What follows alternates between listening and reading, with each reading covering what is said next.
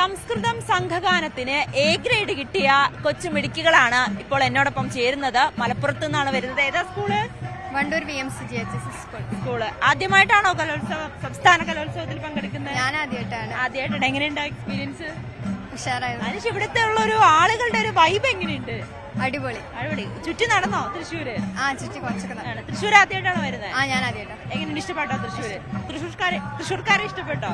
ഇഷ്ടപ്പെട്ടു. നിങ്ങളൊക്കെ മുൻപ് വന്നിട്ടുണ്ടോ?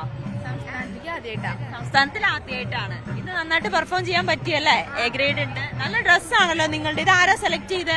എല്ലാരും കൂടി സെലക്ട് ചെയ്തോ. നമുക്കൊരു പെർഫോമൻസ് കണ്ടാലോ? ശ്രീപദ സരോജാതം ശിരസി കൃത്വാ സംപ്രയാമഃ അമൃതമമൃത സരോവര ശ്രീപദ സരോജാതം ശിരസി കൃത്വാ സംപ്രയാമഃ അമൃതമമൃത സരോവര സരള സമരസ സംസ്കൃതേഭ്യ ഭാരതീമാരാധയാമഃ.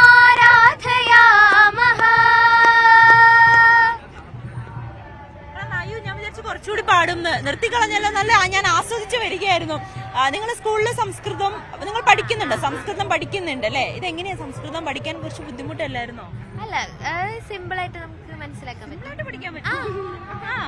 നിങ്ങൾ സംസ്കൃതം എഴുതും, വായിക്കും, പഠിക്കും അല്ലേ? അപ്പൊ ഇനി തുടർന്നൊക്കെ സംസ്കൃത സ്പെഷ്യലൈസ് ചെയ്യാൻ ആഗ്രഹമുണ്ടോ?